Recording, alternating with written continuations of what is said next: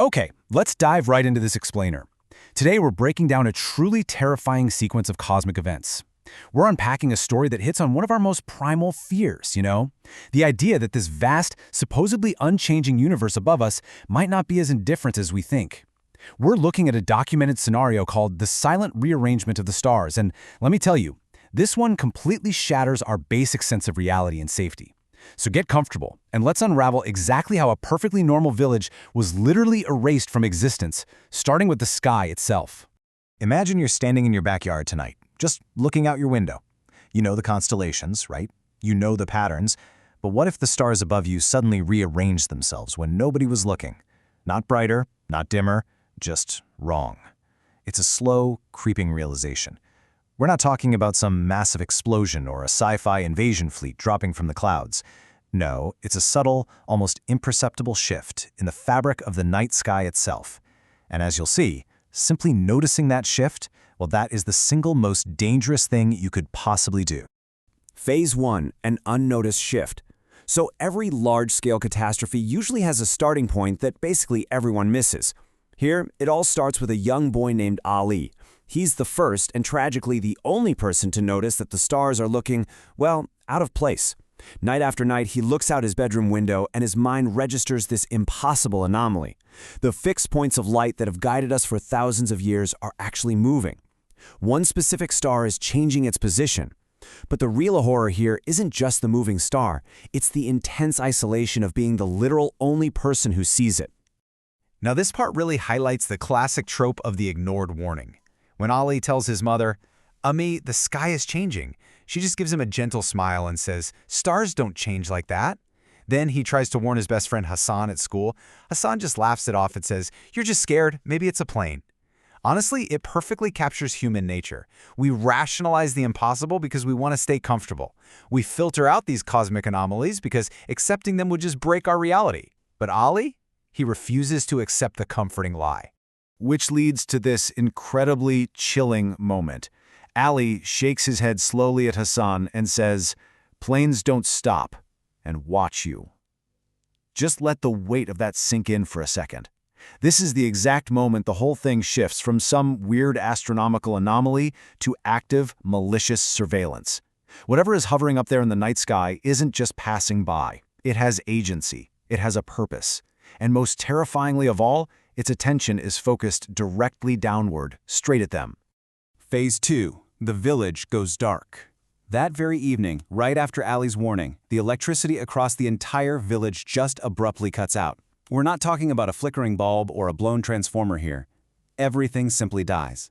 This sudden loss of power completely isolates the village. It cuts off communication, kills all artificial light, and plunges everyone into the exact environment where these invaders have the absolute advantage, the pitch black of night. So imagine it. Total darkness, no fans, no lights, but the most unsettling part is what replaces the normal sounds.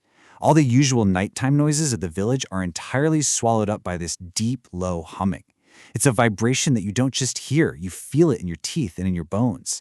It's described as coming from beneath the ground and above the sky at the exact same time. It's this all-encompassing, unnatural frequency that just paralyzes your senses and lets you know that the physical environment is absolutely no longer under human control. When Ali actually steps outside to find the source of the hum, he sees it. And it wasn't a star at all. It's this huge, circular craft floating completely silently above the fields. Its surface looks like shimmering liquid metal. But here is the truly chilling part. It reflects absolutely nothing, not even the moon. It's literally a void in the sky just consuming light, until it finally acts. It emits this single, pale blue beam of light straight downward. It's such a striking, terrifying visual of cold, calculating technology. Phase 3. The disappearances begin. Now, the arrival of this craft doesn't bring some huge explosive attack. No lasers, no explosions. Instead, what happens next is a surgical, quiet, and completely systematic erasure of the population. And it starts with the people closest to Ali. The thing you absolutely have to understand here is the terrifying speed and silence of these abductions. By the very next morning, Hassan, the friend who laughed at Ali, doesn't show up to school. The teacher just assumes he's sick, but it escalates so fast. By evening, The old shopkeeper is just gone. By nightfall, Ollie's immediate neighbor vanishes. And the key detail? The absolute silence. No screams, no struggles, no clues left behind. People are just being subtracted from reality, like they were never even there to begin with. Phase 4. The confrontation. Ollie is the only one who knows the truth, and he knows they're coming. He's staying awake, hiding behind his curtain, just listening. And then, the deep, vibrating hum returns. The sky shifts once again. Only this time, the threat doesn't stay in the sky. The distance between the observer and the observed completely collapses as a figure manifests directly inside Ollie's bedroom. And this isn't some classic movie monster with fangs. It's something fundamentally alien, completely devoid of humanity. It's tall, unnaturally thin. The skin is translucent and gray, giving it this fragile, almost ghost-like appearance that totally contradicts how incredibly powerful it is. Its eyes are large, black, and completely empty, like literal holes in reality. And maybe the most unsettling detail, it doesn't walk, it glides, perfectly silently, violating the basic laws of physics right there in a kid's bedroom. Ollie is frozen, paralyzed by some invisible force. His body is literally lifted into the air. He tries to scream, but he can't. The creature just tilts its head, studies him, and then speaks, but not with a mouth. It uses a telepathic voice that echoes directly inside Ollie's mind. You see us. That is not allowed. It speaks with this cold, detached, almost bureaucratic tone. No anger, no malice. It's just stating a protocol. Ollie committed the ultimate cosmic crime, you see. He paid attention. He noticed the system running in the background, and for that, he has to be deleted. While Allie is trapped in this horrific, intimate confrontation, we have to zoom out for a second and look at the sheer scale of what's happening outside. Through his window, dozens of those pale blue beams suddenly pierce the dark, striking the village all at the same time. We're talking about an apocalyptic-level mass abduction happening in total silence. They aren't just taking Allie, they are systematically erasing his entire world, taking the people, the belongings, taking everything that made the village real.